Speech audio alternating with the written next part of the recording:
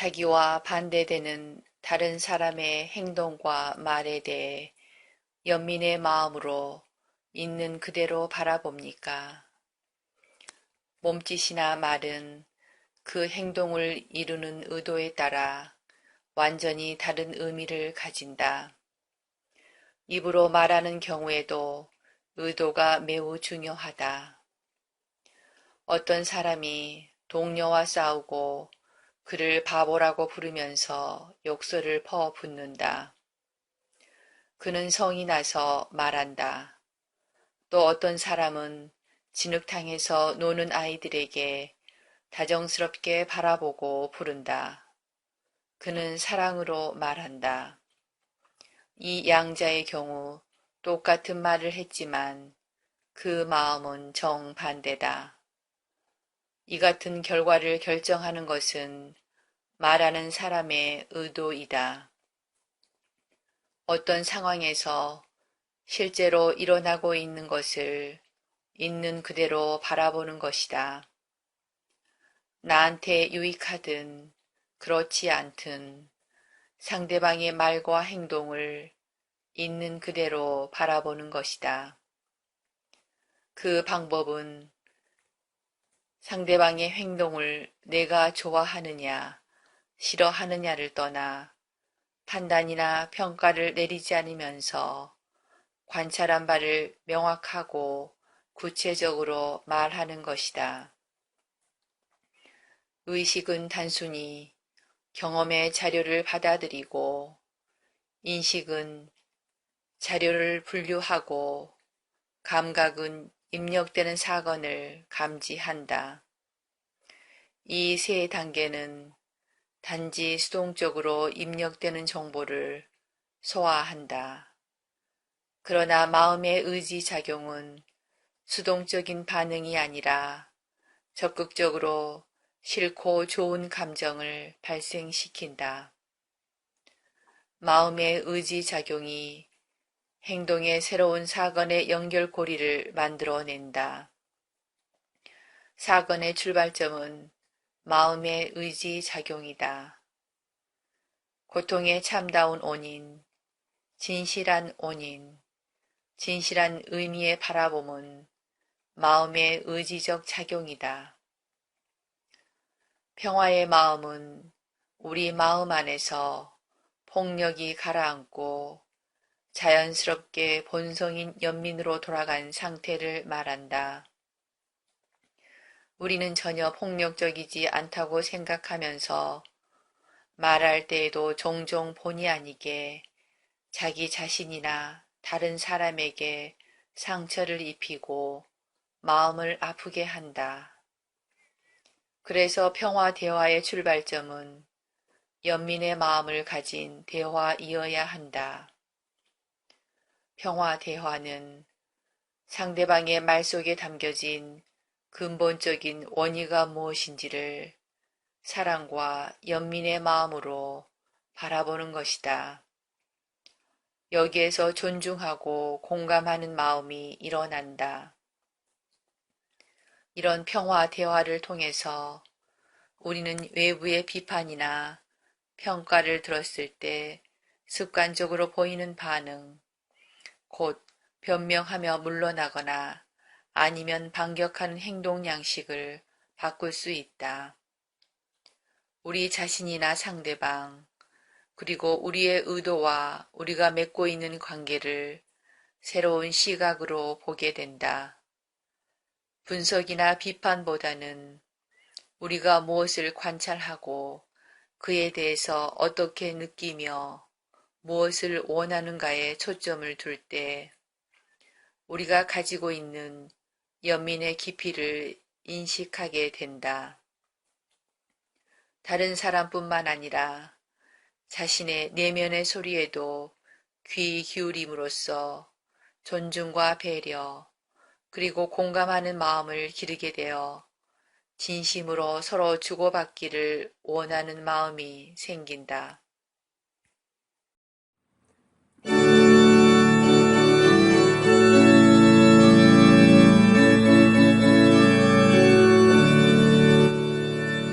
내 맘대로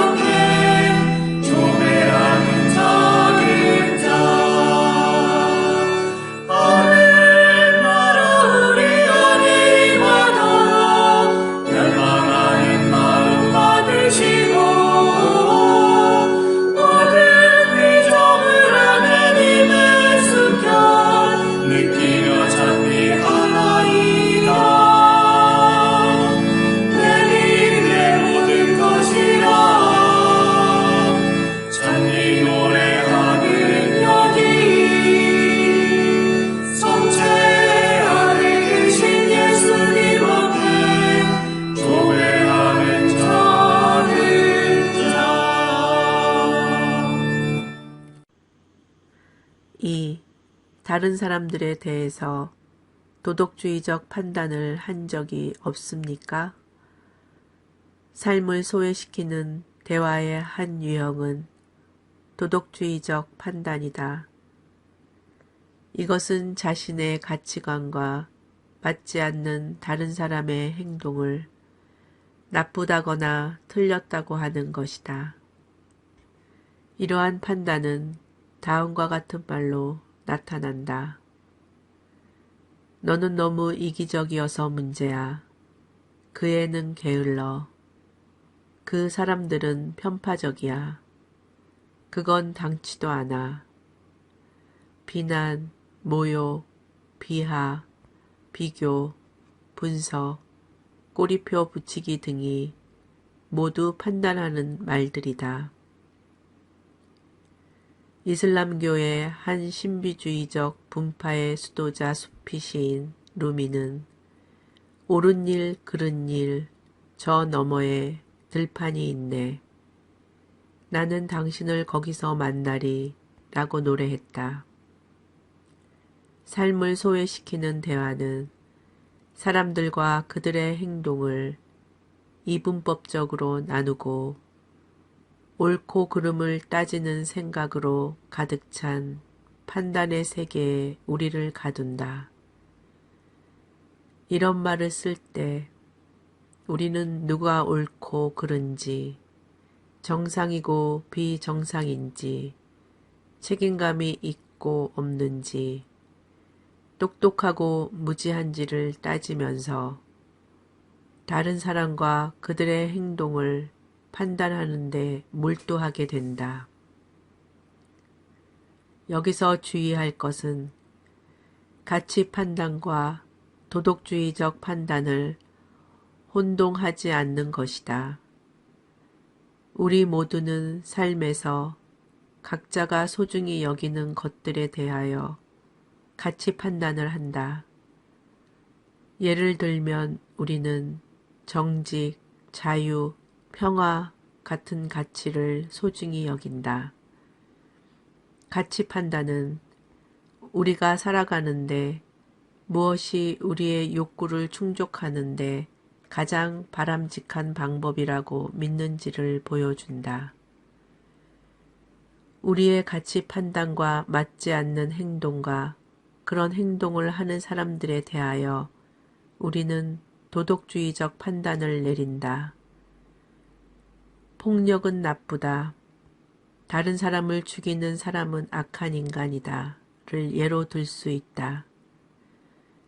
우리가 연민을 표현하도록 도와주는 언어 속에서 자랐다면 우리의 욕구와 가치관이 충족되지 않았을 때 무엇인가 잘못되고 틀렸다고 돌려서 말하지 않고 자신의 욕구와 가치관을 직접적이고 분명하게 표현하는 법을 배웠을 것이다.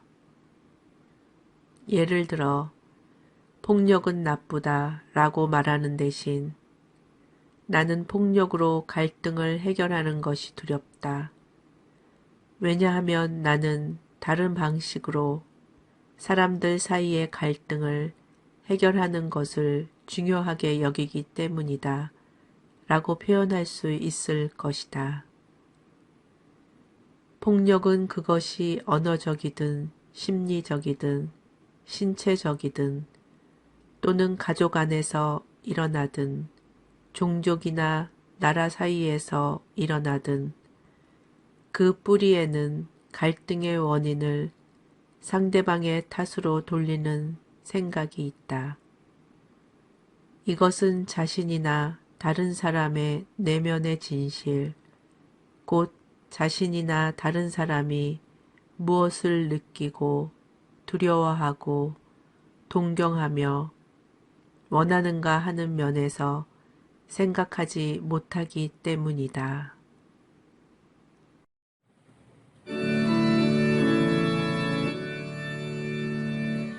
밀떡 그 안에 감추어 계신 전주 성자 예수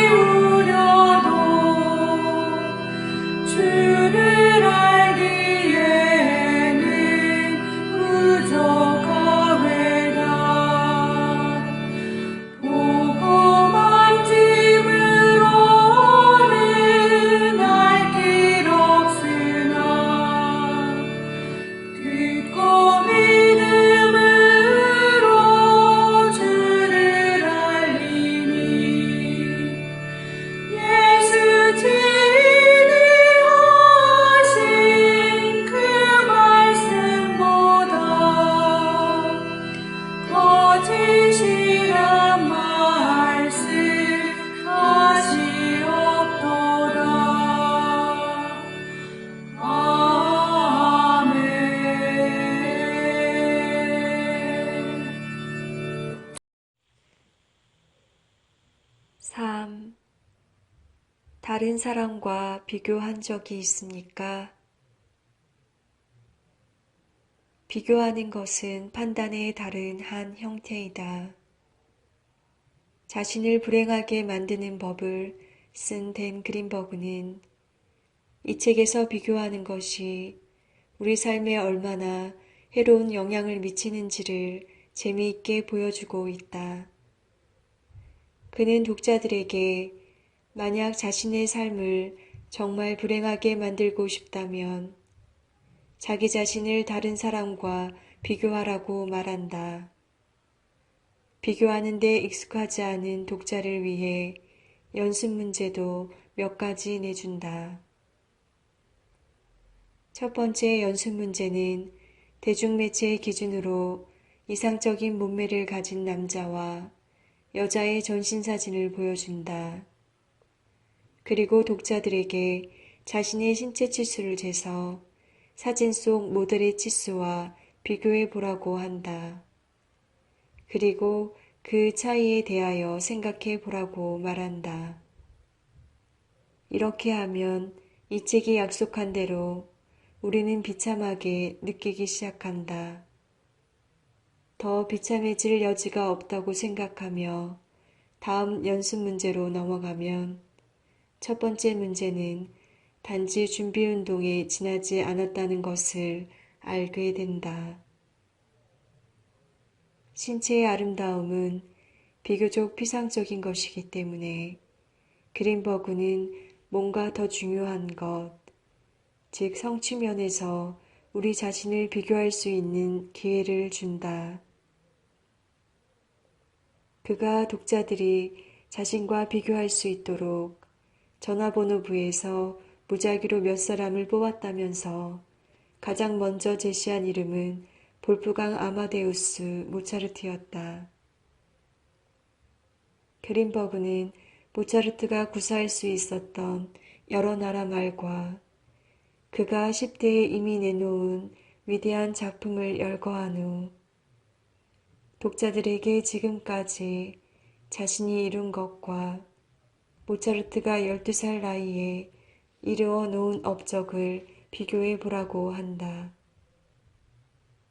그리고 그 차이에 대해 생각해 보라고 한다. 이런 연습을 통해 스스로 불러온 고통에 빠져 있는 사람들마저도 이처럼 비교하는 사고방식이 우리 자신과 다른 사람에 대한 연민을 얼마나 강하게 막아버리는지 알 수 있을 것이다.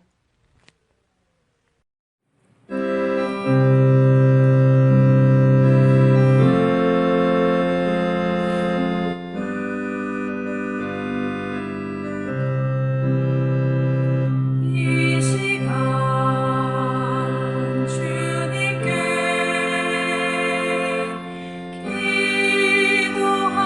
기도합니다. 영원한 생명을 주신 주님께 아멘. 말은 저곳에 참 사랑이 되신 주 차가운 저곳에 참 소망이 되신 주 경건한 마음으로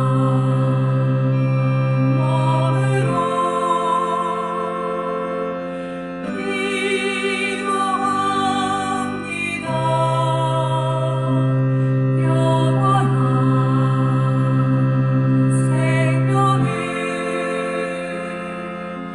주신 주님께 4.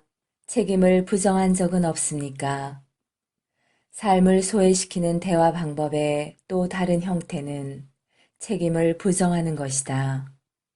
삶을 소외시키는 대화 방법은 우리 각자가 자신의 생각, 느낌, 행동에 책임이 있다는 의식을 흐리게 한다. 어떤 일들은 내가 좋든 싫든 상관없이 꼭 해야만 해.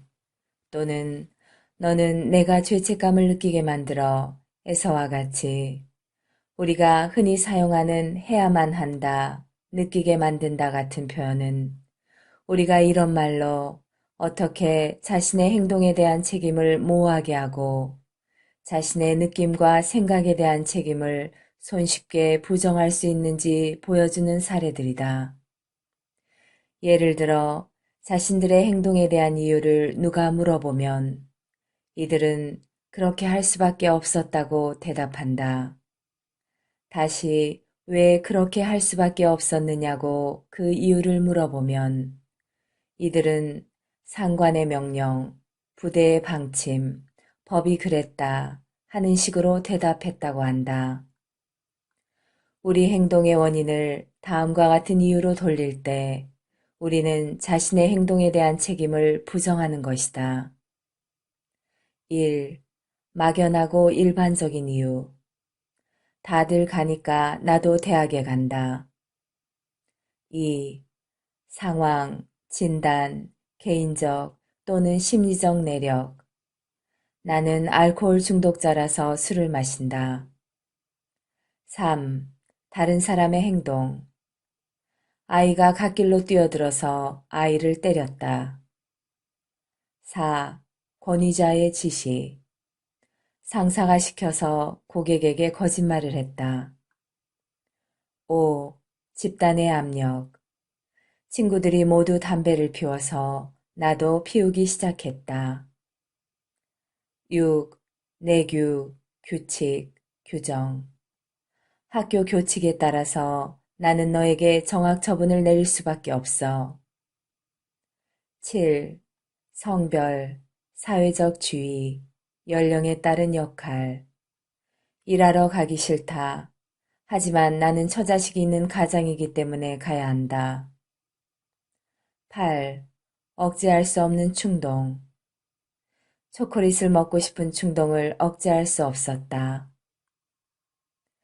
자기 느낌의 책임을 다른 사람들에게 돌려 그 사람이 죄책감을 느끼게 하는 것은 죄책감을 행동 유발의 동기로 이용할 때 쓰는 기본 심리 과정이다. 만약 부모가 내 성적이 나쁘면 엄마와 아빠는 마음이 아프다라고 말한다면 부모의 행복이나 불행의 원인이 아이의 행동에 달렸다고 말하고 있는 것이다. 언뜻 보면 다른 사람의 느낌에 책임을 지는 것을 긍정적인 배려로 착각하기 쉽다. 아이들이 부모를 걱정하고 부모가 속상해하는 것을 미안해하는 것으로 볼 수도 있다. 하지만 아이들이 이런 책임감을 느끼면서 부모가 원하는 대로 태도를 바꾼다면 그것은 가슴에서 나온 즐거운 행동이 아니라 죄책감을 피하기 위한 행동일 뿐이다. 우리가 자신의 느낌에 대한 책임을 숨기는데 보통 사용하는 말들의 유형을 알아두면 도움이 될 것이다. 1. 주어로 비인칭의 그것, 저것을 쓸 때 우리 회사 소개 책자에 오타가 있으면 그것은 정말 나를 화나게 해. 저것은 나를 정말 짜증나게 해. 2. 다른 사람의 행동만을 나의 느낌의 원인으로 말할 때 내 생일에 내가 전화를 안 하면 섭섭해. 내가 음식을 남기면 엄마는 걱정스러워. 3. 뭐뭐 때문에 나는 뭐뭐를 느낀다 라는 문장에서 뭐뭐 때문에의 주어로 내가 아닌 다른 사람을 말할 때 당신이 나를 사랑하지 않기 때문에 나는 마음이 아파. 부장이 약속을 지키지 않았기 때문에 나는 분노를 느낀다. 위의 예문들을 나는 뭐뭇이 필요하기 때문에 나는 뭐뭇을 느낀다라는 표현으로 바꾸면 자신의 느낌에 대한 책임의식을 깊게 할 수 있다. 예를 들어보자. 1. 나는 우리 회사가 전문가라는 인상을 주고 싶기 때문에 회사 소개책자에 오타가 있으면 나는 정말 화가 난다. 2. 엄마는 내가 튼튼하고 건강하게 자라기를 원하기 때문에 내가 음식을 남기면 엄마는 걱정스러워. 3. 나는 이번 주말에 동생을 보러 가려고 오랫동안 기다려왔기 때문에 부장이 약속을 지키지 않아 나는 매우 화가 난다.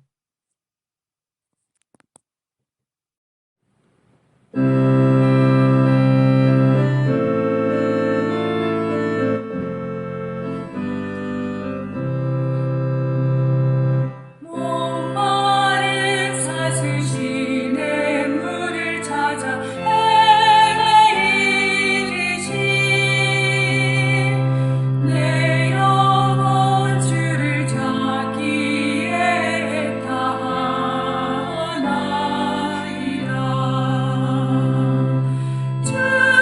주님만이 나의 힘, 나의 방패, 나의 잠소망, 나의 목 정성 다 바쳐서 주님 경배합니다.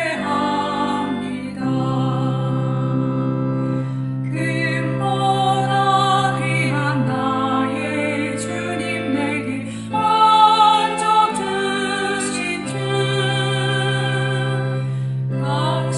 당신만이 나의 기쁨 또한 나의 장목에 주님만이 나의 힘, 나의 방패, 나의 잠소망, 나의 온 정성 다 바쳐서 주님 경배합니다.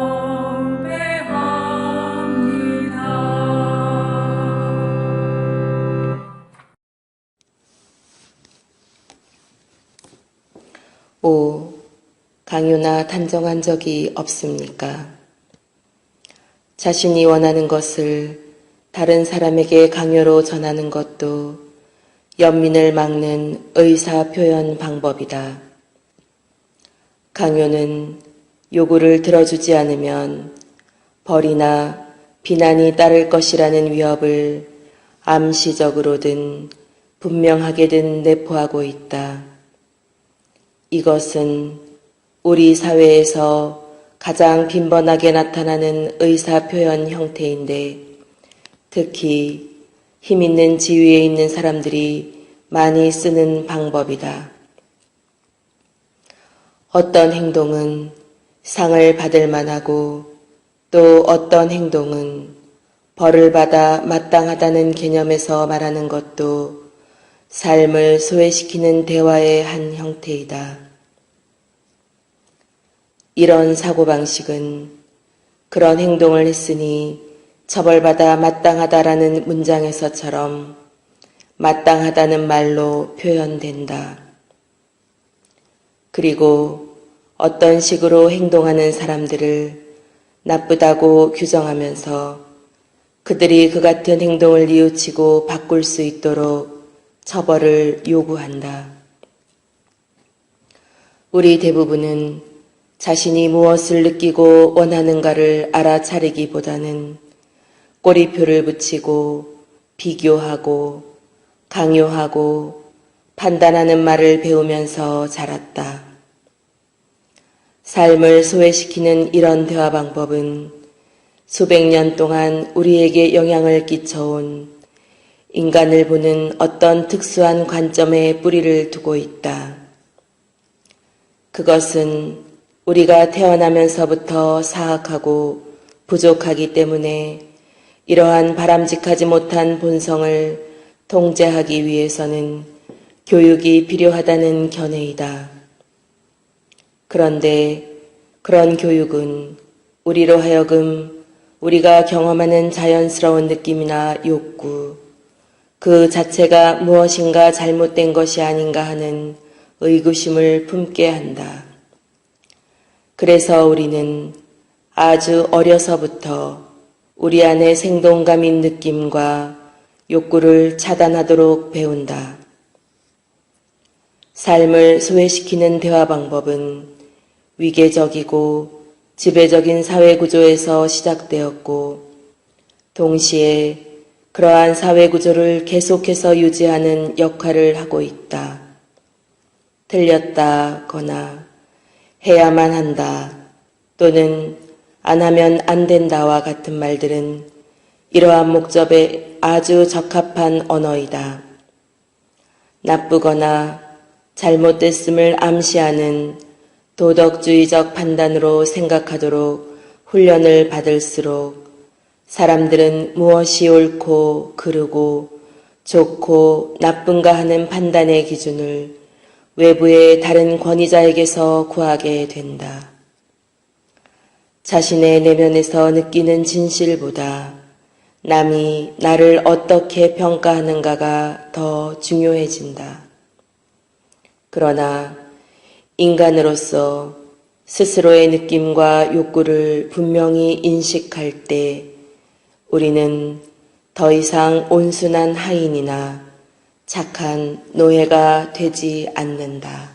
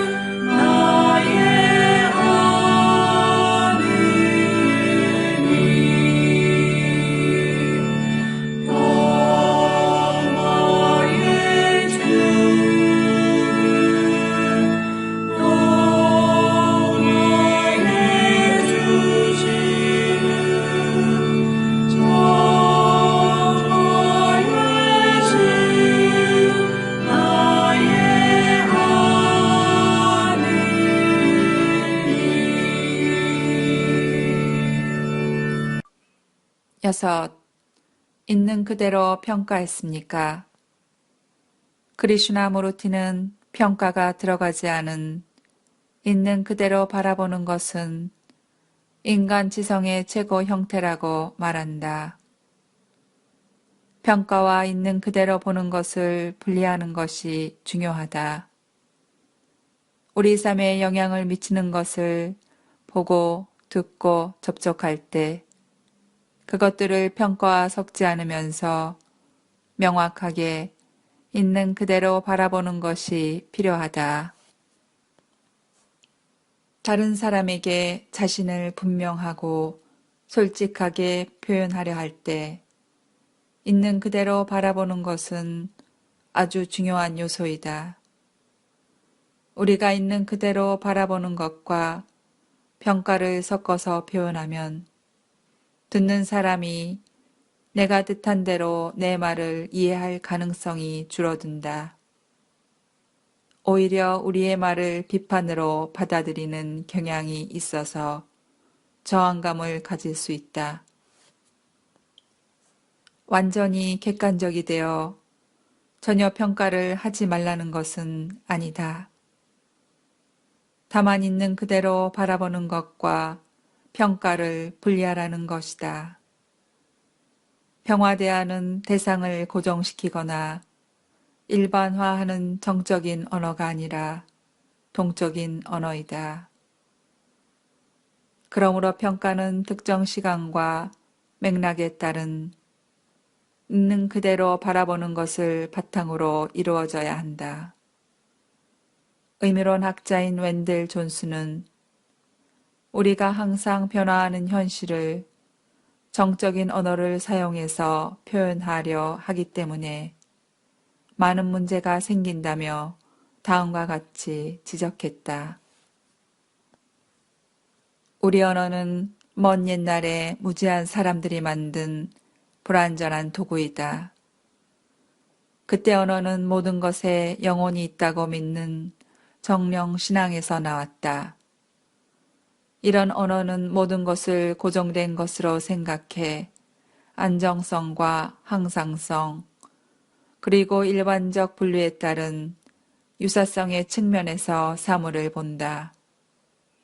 따라서 마술에 의한 변화와 빠른 치유가 가능하다고 보며 신의 개입을 통한 최종적인 해결을 이야기한다.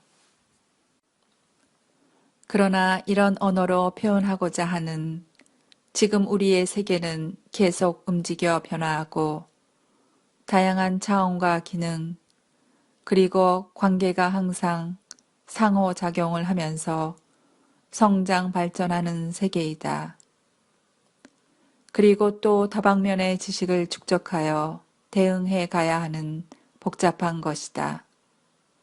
우리 문제의 일부는 항상 변화하는 지금의 세계를 상대적으로 고정적인 언어로 표현하고자 하는 데서 나온다.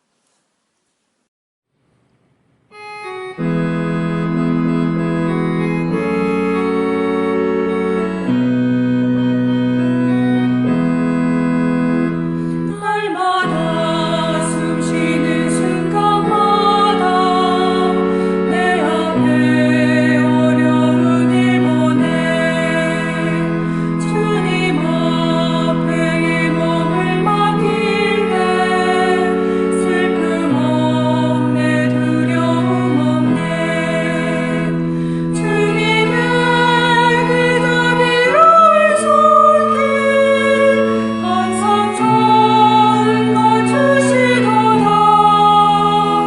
사람들의 아픔과 기쁨을 수고와 평화와 안식을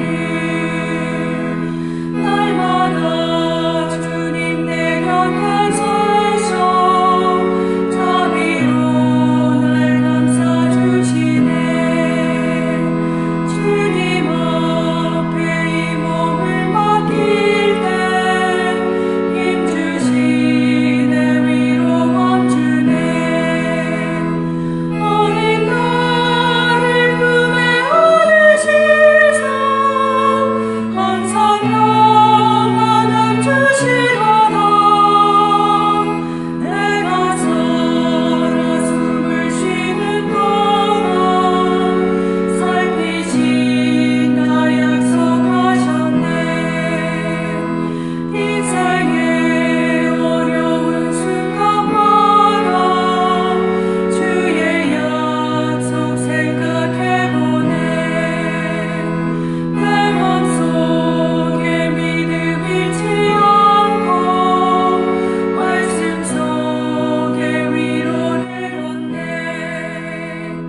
주님의 도우심 바라보며 모든 어려움이 기도다 흘러가는 순간순간마다 주님 약속 새겨봅니다.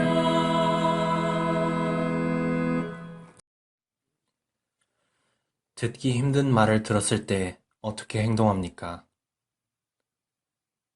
다른 사람들의 말과 행동이 우리의 느낌을 불러일으키는 자극은 될 수 있어도 결코 우리 느낌의 원인은 아니라는 인식을 새롭게 해준다. 우리의 느낌은 그 순간 자신의 필요와 기대에 따른 것이기도 하지만 다른 사람의 말과 행동을 어떻게 받아들이기로 선택하는가에도 달려있다. 다른 사람들이 말이나 다른 형태로 우리에게 부정적인 메시지를 주었을 때 그것을 받아들이는데 우리는 4가지 선택이 있다. 첫 번째는 비난과 비판을 개인적으로 받아들이는 것이다. 예를 들어 어떤 사람이 화가 나서 당신은 내가 지금까지 본 사람 중에서 가장 이기적인 사람이야 라고 말했을 때 내가 이 말을 개인적으로 받아들이는 선택을 했다면 아, 내가 좀 더 신경을 써야만 했는데 라고 반응을 했을 것이다. 이는 다른 사람의 판단을 그대로 받아들이면서 자신을 비난하는 것이다. 이러한 선택은 우리 마음을 죄책감, 수치심 그리고 우울 쪽으로 기울게 하기 때문에 자존감에 큰 손상을 입힐 수 있다. 두 번째 선택은 말하는 상대방의 잘못을 찾아 비난하는 것이다. 예를 들어, 당신은 내가 지금까지 본 사람 중에서 가장 이기적인 사람이야 라는 말을 들으면 당신은 그런 말을 할 자격이 없어요. 나는 항상 당신이 원하는 것을 배려해 주었는데 정말 이기적인 사람은 바로 당신이에요 라고 반박할 수 있다. 상대방의 말을 이런 식으로 받아들이고 비난할 때 우리는 분노를 느끼게 될 것이다. 세 번째 선택은 자신의 느낌과 욕구에 의식의 빛을 비추는 것이다. 그러면 우리는 이렇게 대답할 수 있을 것이다. 당신이 만난 사람 중에서 제가 가장 이기적이라는 말을 듣고 마음이 아팠어요. 왜냐하면 당신이 원하는 것에 대해 내가 얼마나 신경 쓰고 노력했는지 인정받고 싶었기 때문입니다. 이렇게 자신의 느낌과 욕구에 초점을 맞추면 마음이 아픈 느낌은 자신의 노력을 알아주었으면 하는 욕구에서 비롯되었다는 것을 깨닫게 된다. 마지막으로 네 번째 선택은 상대방이 지금 표현하고 있는 느낌과 욕구에 우리 의식의 불을 비치는 것이다. 예로 우리는 이렇게 물어볼 수 있을 것이다. 당신이 원하는 것에 좀 더 배려를 받기 원했기 때문에 실망하셨어요? 자신의 욕구와 희망, 기대, 가치관, 그리고 생각을 인정함으로써 우리는 다른 사람을 탓하기보다 자신의 느낌에 대해 스스로 책임을 진다.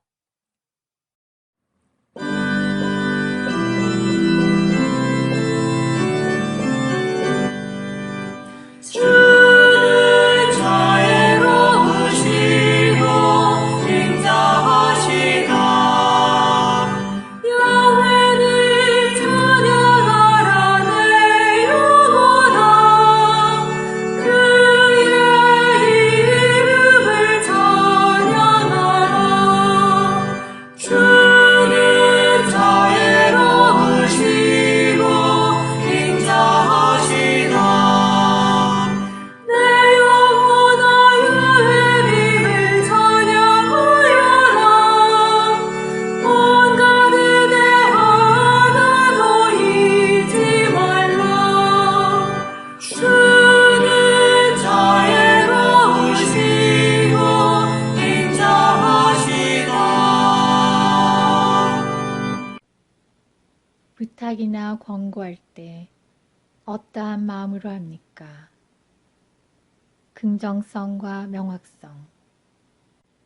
무엇보다 우리가 원하지 않는 것보다 우리가 원하는 것을 부탁한다.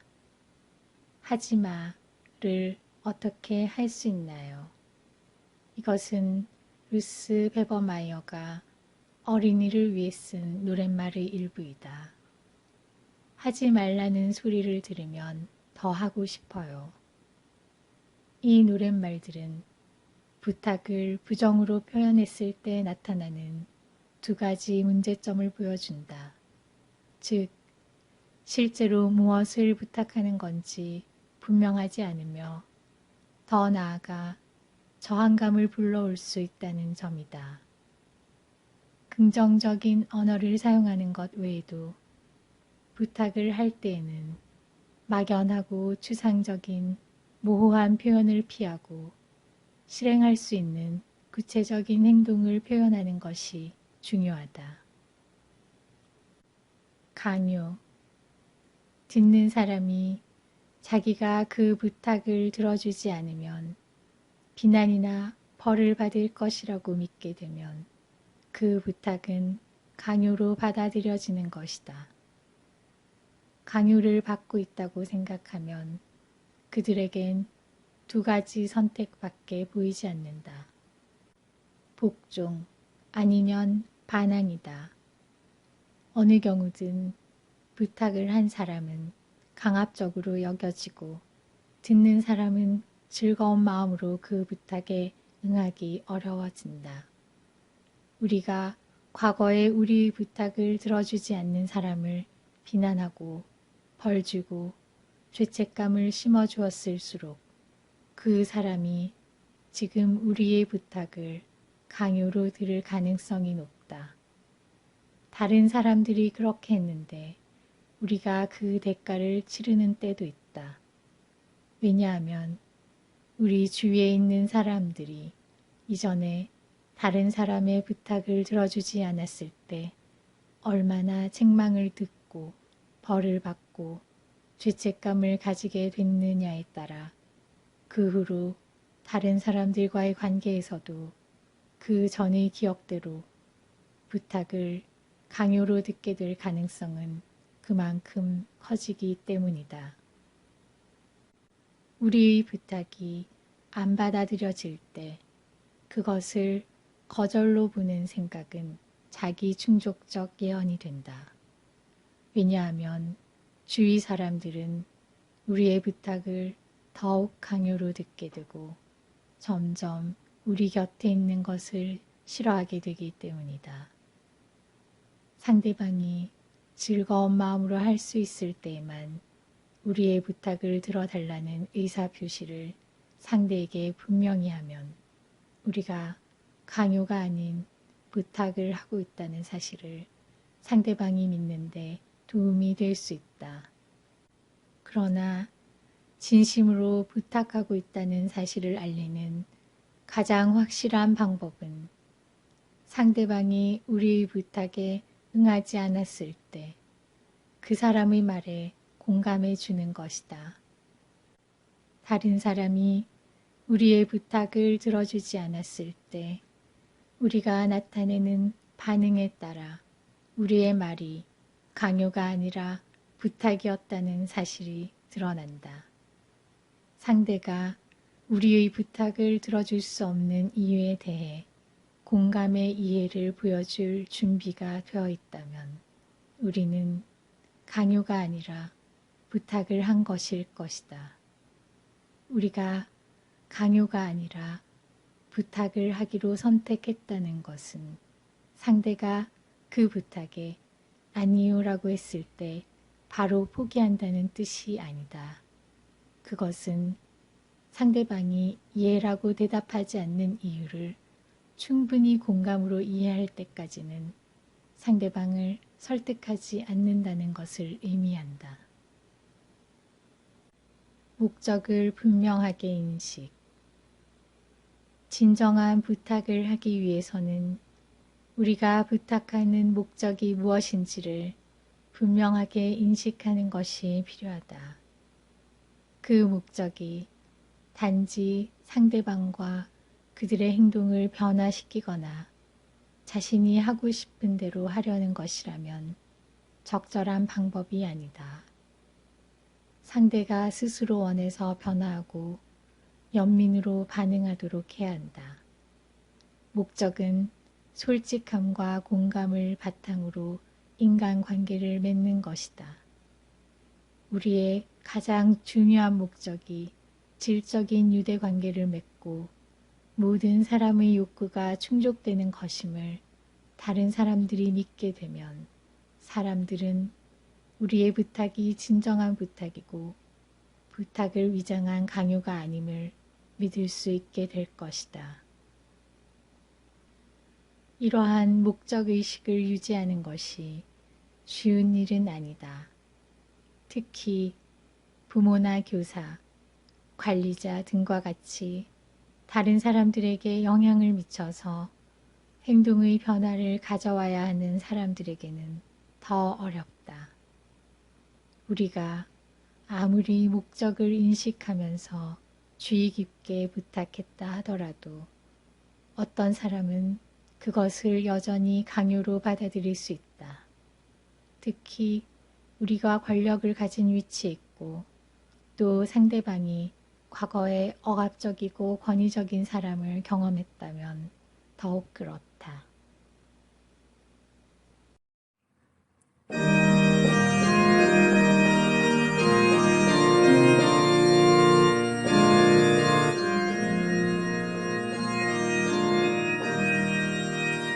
그 소리 온 땅으로 퍼져나가고 그 마른 땅 끝까지 퍼져나도다. 하늘은 하느님의 영광을 얘기하고 천국은 그 선수하신 일을 알려주더라. 낮은 낮에게 말을 전하고 밤은 밤에게 지식을 전하는도다. 그 소리 온 땅으로 퍼져나가고 그 마른 땅 끝까지 퍼져가도다.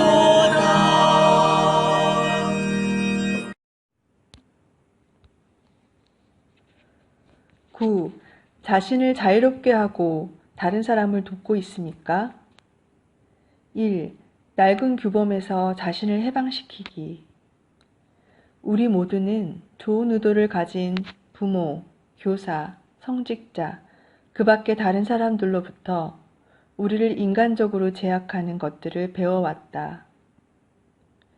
이렇게 해로운 문화적 학습이 대를 이어 수백 년 동안 우리 삶 속에 뿌리 깊이 박혀 있어 이제 우리는 그것이 있는 것조차 의식하지 못하며 살고 있다.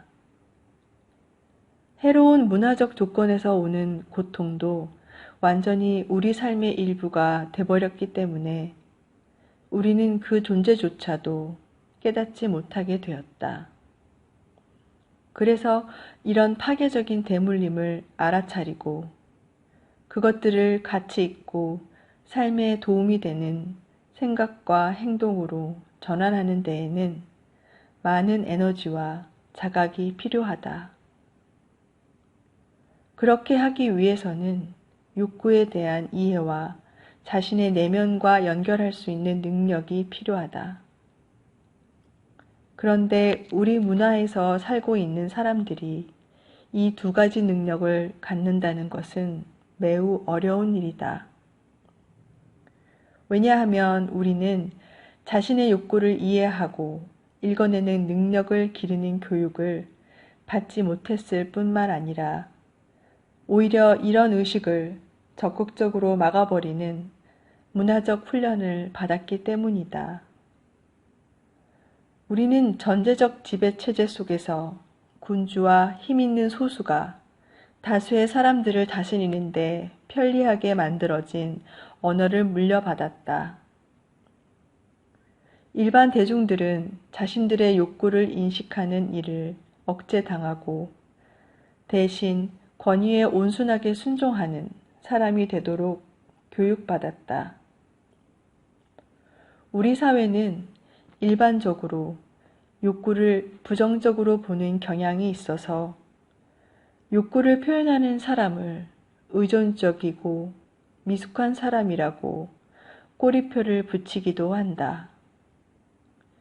사람들이 그들의 욕구를 표현하면 이기적으로 보고 특히 나라는 대명사를 자주 쓰면 이기적이거나 뭔가 결핍된 사람으로 생각한다. 평화 대화를 통해서 우리는 있는 그대로 바라보는 것과 평가를 구분하고 느낌을 일으키는 생각이나 욕구를 인식할 수 있게 된다. 그리고 우리의 부탁을 구체적인 행동 언어로 표현할 수 있게 된다. 이렇게 함으로써 우리에게 항상 영향을 미치고 있는 문화적 조건화에 대한 인식을 높여준다. 이러한 사회적인 조건화를 의식의 빛으로 밝혀보는 것은 우리가 갇혀있는 그 같은 조건화로부터 벗어나는 중요한 첫걸음이다. 2. 내적 갈등을 해결하기. 우리는 평화 대화를 적용하여 우리 안에서 일어나는 갈등의 결과로 자주 생기는 우울증을 해결할 수 있다. 정신의학자 어네스트 베커는 그의 저서 정신의학의 혁명에서 우울증을 자신의 인식 안에서는 새로운 대안을 찾을 수 없는 상태로 해석한다. 우리가 내면에서 자신을 비판하는 데 빠져 있을 때는 진정으로 자신이 원하는 것이 무엇인지 알 수가 없어서 그 욕구를 충족하기 위한 행동을 할 수 없게 된다. 그래서 우울증은 우리가 자신의 욕구와 단절된 상태에 있다는 것을 알려주는 신호이다. 3. 우리의 내면 돌보기. 우리가 자신의 머릿속에서 비판하고 비난하고 분노를 일으키는 생각에 빠져 있을 때는 우리 자신을 위한 건강한 내면 환경을 만들 수 없다. 우리는 자신이나 다른 사람의 잘못보다 우리가 진정으로 원하는 것에 집중함으로써 좀 더 평화로운 마음 상태를 만들 수 있다. 우리는 마음속의 부정적 메시지를 느낌과 욕구로 바꿈으로써 자신과의 소통을 더 잘하게 된다. 우리 자신의 느낌과 욕구를 인식하고 그 느낌과 욕구에 공감함으로써 우리는 우울증에서 벗어날 수 있다. 그러면 우리가 하는 모든 행동에는 선택의 여지가 있음을 인식하게 된다. 우리 자신이나 다른 사람들에게서 잘못을 찾으려 하는 대신 진정으로 원하는 것에 관심을 집중함으로써 좀 더 평화로운 내면 상태를 유지할 수 있는 이해력과 방법을 보여준다.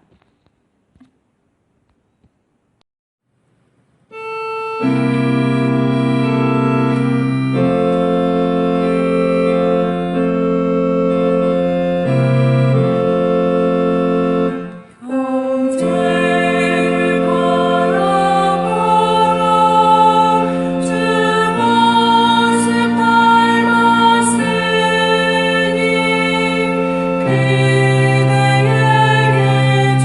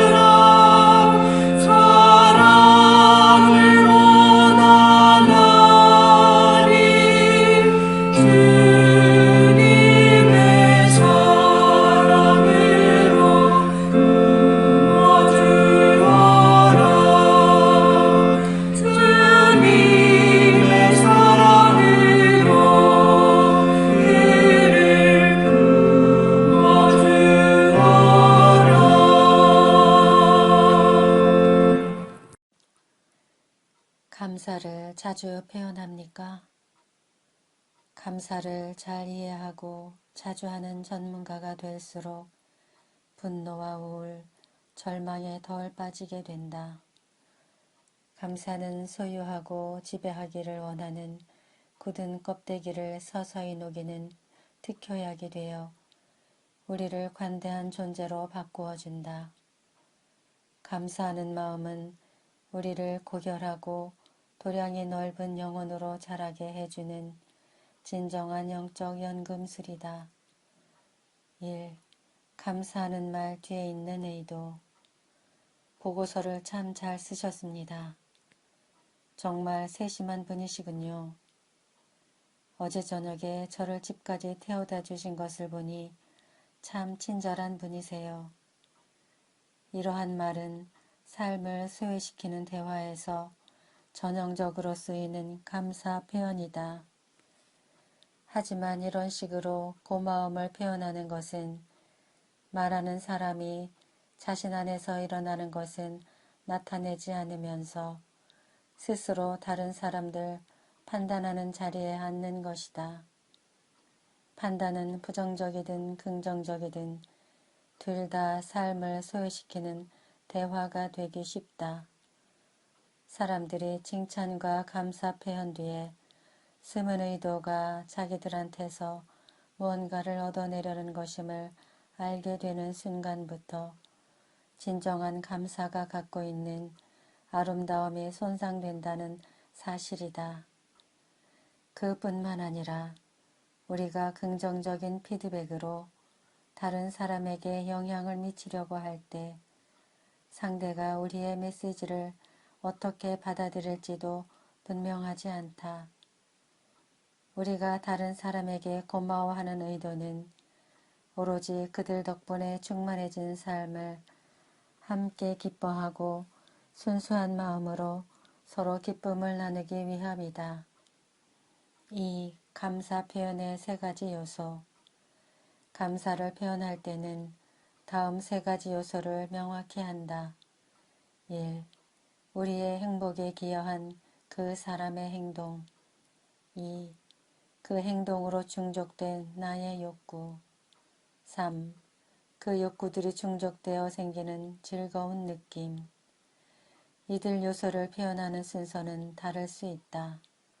때로는 이 3가지 모두를 웃는 얼굴이나 간단히 감사합니다 하는 말로 표현할 수도 있다. 하지만 우리가 상대방에게 감사하는 마음을 충분히 전하고자 한다면 이 3가지 요소를 모두 말로 표현하는 능력을 키우는 것이 도움이 된다. 3. 감사하는 말 듣기. 우리 대부분은 감사의 말을 그대로 편하게 받아들이지 못한다. 자신이 그런 말을 들을 자격이 있는지 하는 마음이 들어 불편하다. 특히 선생님이나 상사가 성적이나 생산성을 올리는 수단으로 칭찬을 사용한다면 그들이 우리에게 걸고 있는 기대 때문에 걱정하게 된다. 또 자신이 그런 기대에 부응할 수 있을까 하여 긴장하게 된다. 일을 해서 돈을 벌고 돈을 주고 물건을 사고 가치를 따져 대가를 받는 것이 기본적 교환 방식인 사회에서는 아무런 대가 없이 주고받는 일에 마음이 불편할 때가 있다.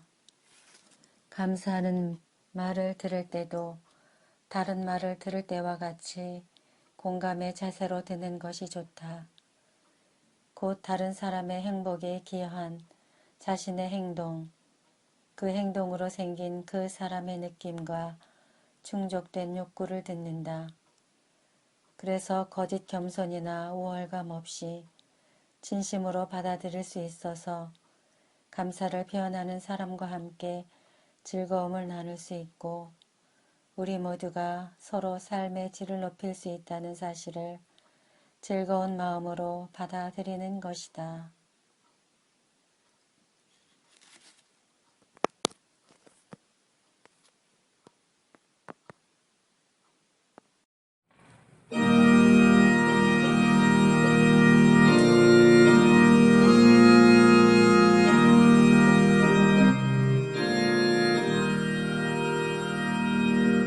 사랑하라